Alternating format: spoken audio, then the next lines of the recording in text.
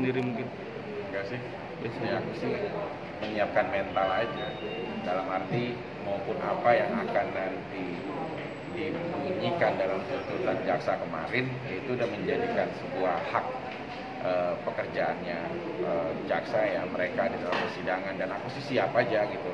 Yang penting selama kita juga udah pernah curhat kepada kuasa hukum, kepada ya sepupu aku Libi juga, bahwa di saat kita berdiri di atas kebenaran, ya kita nggak boleh ada suatu hal yang ragu gitu loh untuk membenarkan ataupun memantapkan kebenaran ini. Karena kan persidangan itu kan akhirnya adanya di putusan, bukan di tuntutan. Nah, kita lihat aja nanti kebijaksanaan dari majelis yang mulia.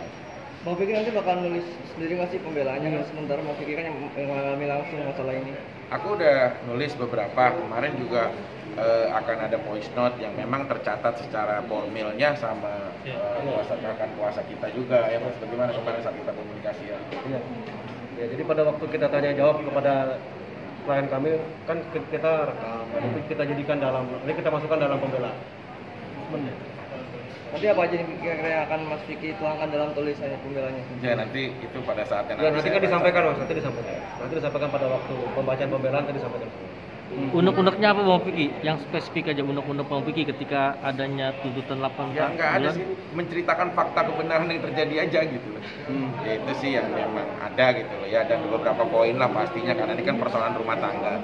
Itu makanya nanti aku sama kuasa hukum aku Mas Arif dan Mas Noto, yang aku sering komunikasi nih sama Mas Noto nih, karena dari semua tim ya mereka berdua yang alhamdulillah masih bisa berkomunikasi aman untuk tidak COVID dalam satu kantor itu gitu loh. Nanti mereka lebih jitulah untuk bisa membuat pembelaan dari paragraf ke paragraf semuanya gitu. Nanti aku tinggal bacain. Ya, jadi kalau dari kita sih begini sebenarnya Mas. Ini bukan hal yang rumit karena memang itu fakta semua. Jadi dari klien kami hanya tinggal menceritakan, kami sandingkan dengan peraturan perundangan yang berlaku dan fakta persidangan yang kami sampaikan dalam bentuk pembelaan.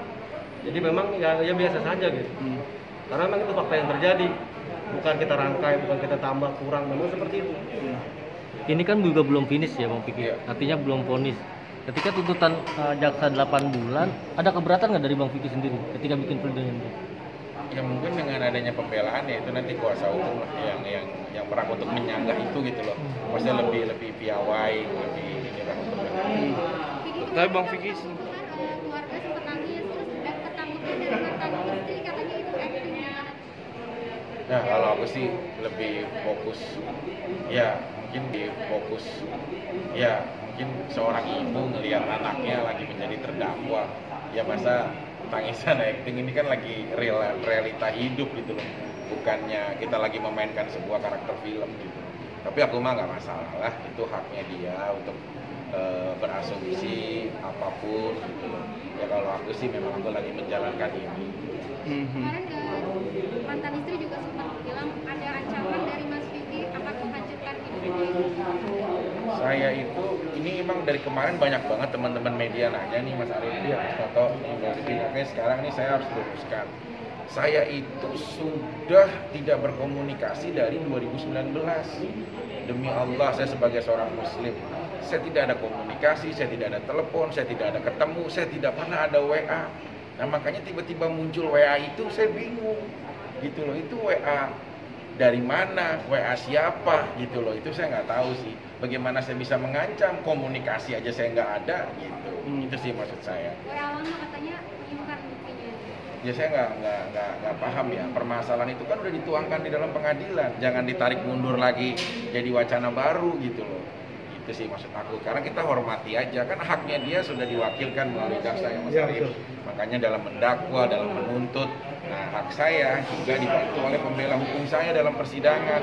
Nah makanya kita fokus membicarakan tentang premier persidangannya aja gitu loh, jadi nggak berstatement luar gitu lah maksudnya. Jadi merasa dilebar-lebarin lagi ya Mas?